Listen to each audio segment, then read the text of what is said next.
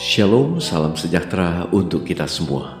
Kita jumpa lagi pagi ini dalam bacaan Renungan Pagi Pulang ke Rumah. Pada hari ini, Rabu 9 Desember 2020. Dan judul pada pagi ini adalah Kebangkitan Orang-Orang Benar. Sebelum kita lanjut, mari kita berdoa. Bapa di sorga, terima kasih Bapa untuk waktu yang indah Kau berikan bagi kami. Ketika kami akan merenungkan firman-Mu, kiranya Roh Kudus-Mu menuntun kami.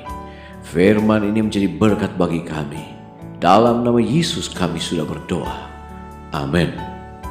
Ayat tema kita pagi ini diambil di dalam kitab 1 Tesalonika pasal 4 ayat 16.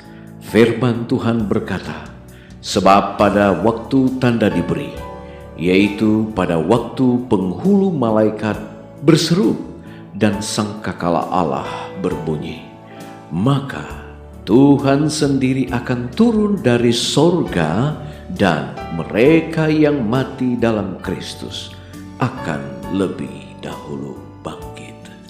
Saudara-saudaraku yang kekasih, mereka yang bermaksud membinasakan Kristus dan umatnya yang setia sekarang menyaksikan kemuliaan yang turun ke atas Kristus dan umatnya itu. Di tengah-tengah bumi yang sedang bergoyang, sambaran kilat dan deru halilintar, suara anak Allah memanggil orang-orang kudus yang sedang tidur. Ia memandang kepada kuburan orang-orang benar, lalu mengangkat tangannya ke langit dan berseru, bangun, bangun, bangun. Kamu yang tidur di debu tanah, bangkitlah. Hai orang-orang yang sudah dikubur di dalam tanah, bangkitlah dan bersorak-sorai. Yesaya 26 ayat 19. Dari seluruh penjuru dunia ini, orang mati mendengar suara itu, dan mereka yang mendengar akan hidup. Dan seluruh dunia dipenuhi dengan bunyi derap langkah pasukan yang amat besar, yang terdiri dari segenap bangsa, suku, bahasa, dan kaum. Dari penjara maut mereka keluar, berpakaikan kemuliaan kekal, berseru, hai maut, di manakah kemenanganmu? Hai maut, di manakah sengatmu? 1 Korintus 15 ayat 55. Dan orang-orang benar yang masih hidup dan orang-orang kudus yang dibangkitkan itu menyatukan suara mereka dalam pekik kemenangan yang panjang penuh kegembiraan. Semua keluar dari kubur dengan perawakan yang sama pada waktu mereka dimasukkan ke dalam kubur. Adam yang berdiri di antara orang-orang yang dibangkitkan itu adalah seorang yang tinggi dengan bentuk yang mulia, dengan perawakan sedikit lebih rendah dari anak Allah. Ia memperlihatkan suatu perbedaan yang mencolok dibandingkan dengan generasi yang kemudian. Dalam satu hal ini saja telah tampak kemerosotan luar biasa umat manusia.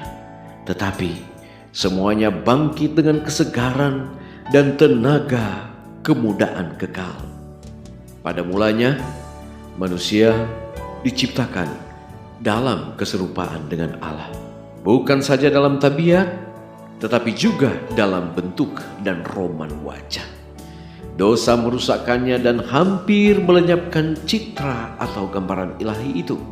Tetapi Kristus datang untuk mengembalikan apa yang telah hilang. Ia akan mengubahkan tubuh kita yang hina ini dan membentuknya menjadi serupa dengan tubuhnya yang mulia.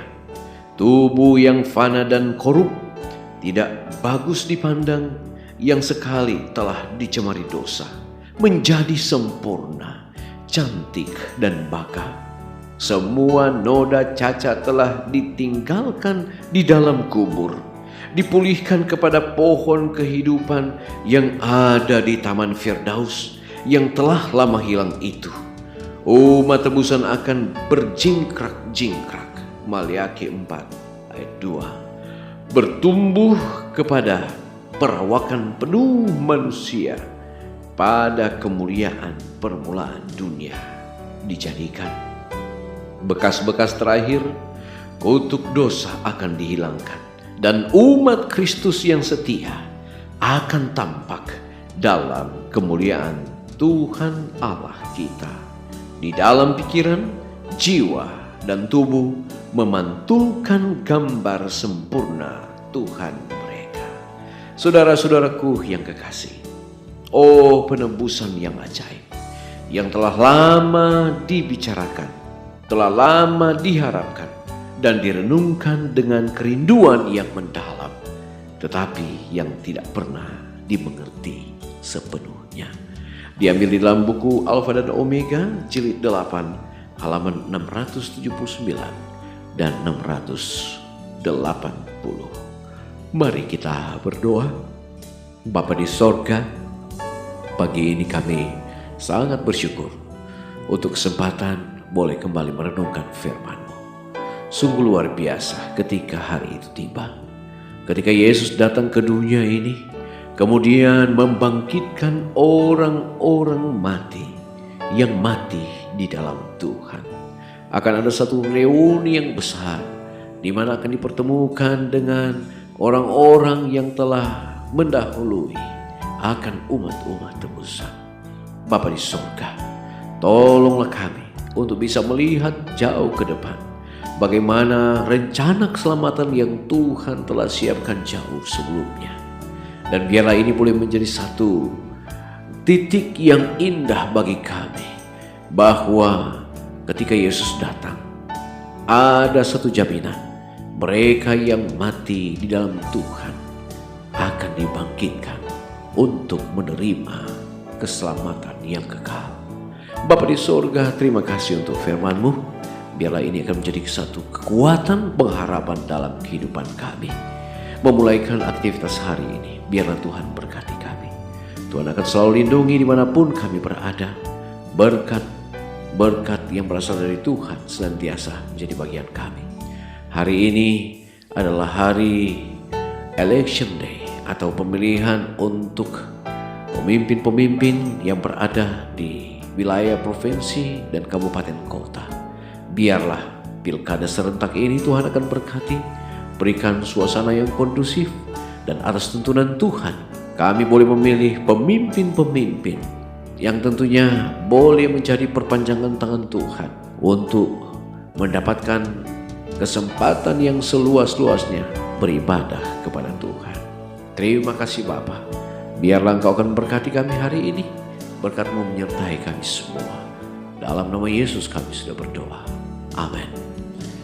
Bacaan kita telah selesai pagi ini. Kita akan jumpa lagi besok hari. Shalom. Tuhan memberkati.